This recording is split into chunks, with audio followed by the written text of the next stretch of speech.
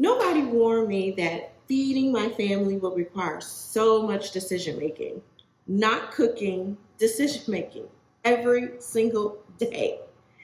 At some point, I realized I somehow become the household executive chef, the project manager, the director of the decision making department.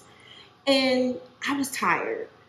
So I decided to do something slightly ridiculous and I human designed my dinner. It turns out that it might have been the smartest thing that I actually did. The actual problem wasn't planning. I kept thinking I needed to get better at meal planning, more organization, more prep, more discipline. But the problem wasn't the food. The problem was decision fatigue. At the end of my workday, I already had 1,000 of decisions that I had made that day.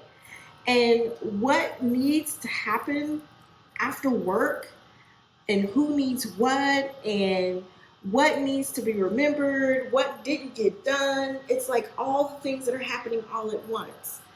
And what's happening tomorrow at work. And then the question becomes when the kids come home, what's for dinner?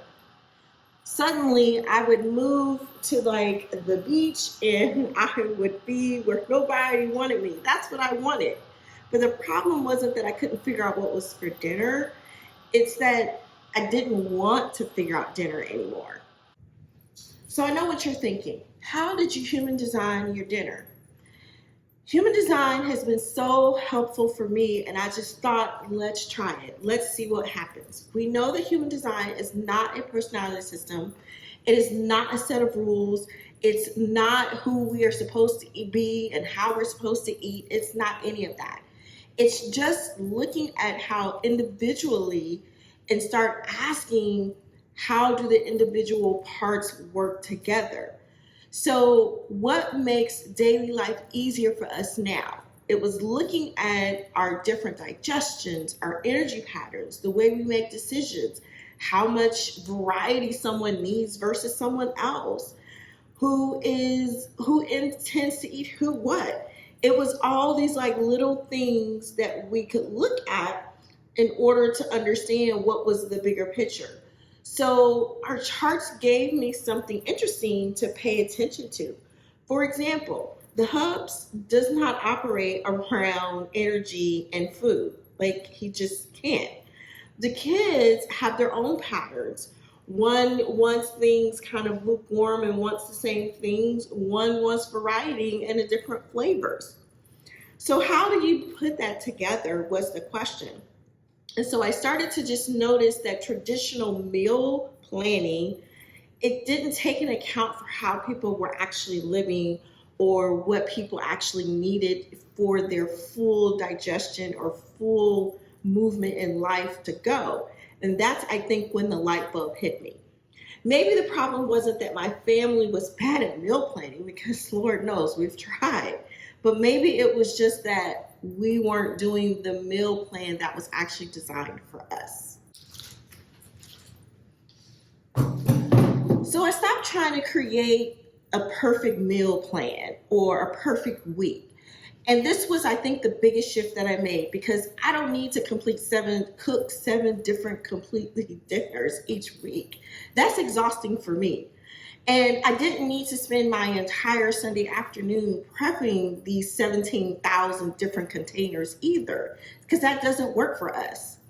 I definitely don't need to be trying to scroll Pinterest at 5:37 p.m. just before I get off so I know what I'm making when I go on my break.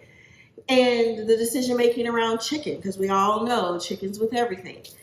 I needed a rhythm on how things needed to work. So I started to build meals around what is the next meal. How could we cook something tonight and basically transform it or use part of it for the next night? I started making bigger batches, and that changed the way that things got served. Maybe we cooked it a little bit plainly so that the next night it could be something totally different. And it was being able to prep one part of dinner or a meal in order to use it for several meals. So it's not that every night that we're cooking something new or something different. It's one thing and then we're adding to it the next night and then the next night. So what eventually happened is that I had 12-week rotation, 12 things, not 12 weeks of eating the same exact thing. It was just the way that things we like to eat and put it on rotation and just make it work together versus a variety of things every day. It was a framework that I came up with. It was meals that we kind of already eat. It was shopping lists that we already do. It had built-in leftovers. It was easy substitutions because, again, we all don't eat the same. There's a way to throw in freezer options. And it's enough variety that nobody feels like we're eating the same thing of chicken and rice. Yeah, I know. So the system doesn't have to require me to remember everything. It's just, this is what I put in place. So doing it this way changed something way bigger than what I had thought or even expected. I started looking at capacity very differently. And we talk about capacity a lot around here. And it's like something that matters, particularly at work, the work that we do. But it's also, how do we handle capacity in our personal life? How much can we handle? How much can we accomplish? How much responsibility can you carry? But capacity shows up when the most boring parts of your life do. And it's 6 o'clock on a Tuesday and you're tired and you want someone that needs a ride. The kitchen is a mess. The laundry's somewhere because there's always laundry. And you have emails that you haven't answered, and you decide that what everyone needs to eat, all of that is capacity. It's not some dramatic, life-altering way. It's just an ordinary Tuesday, and you have to figure it out. And sometimes taking care of yourself looks like adding another wellness routine, but instead of doing that, it's figuring out what needs to be in place so that we're not making another decision. To be completely honest, I don't care about using human design to have people more obsessed about themselves. I care about that they actually notice the patterns that they're dealing with or the patterns that they're experiencing, where some consistency is forcing something else, where you make decisions that don't actually need to be made, and where you're trying to function like everyone else because that's normal, what it's supposed to look like. Because the answer isn't that you need more discipline. It's maybe because you need a different system in place, not discipline. So if you're the person that's always holding things together, you probably don't need another list of things that you should be doing, because I know that I didn't. You don't need another morning routine. You don't need another meal prep challenge, another plan.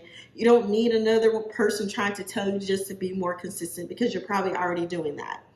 You might need fewer decisions to make. You might need fewer moving parts, a little less friction between you and the life that you're actually trying to live. That's what the whole messy middle conversation that I bring keeps coming back to. How do we build a different life that works for me instead of requiring me to consistently override myself and make it work just because?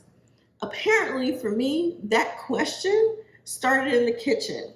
And honestly, for the last few weeks, it's been easier. This wasn't about becoming a better meal planner. It was about building one less decision into a day that already takes enough for me. And I think that something we miss quite a bit is that when we talk about capacity, sometimes it takes care of yourself isn't adding another thing into your life.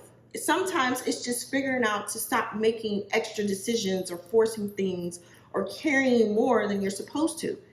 If you're curious about what your capacity actually holds, like not just for work, but for ordinary parts of your life, nobody actually talks about, that's exactly why I build the Messy Middle Blueprint, and it's designed to help you see just that. The link is in the description below. Until next time, build a different life on purpose, one somatic shift at a time. Okay, bye.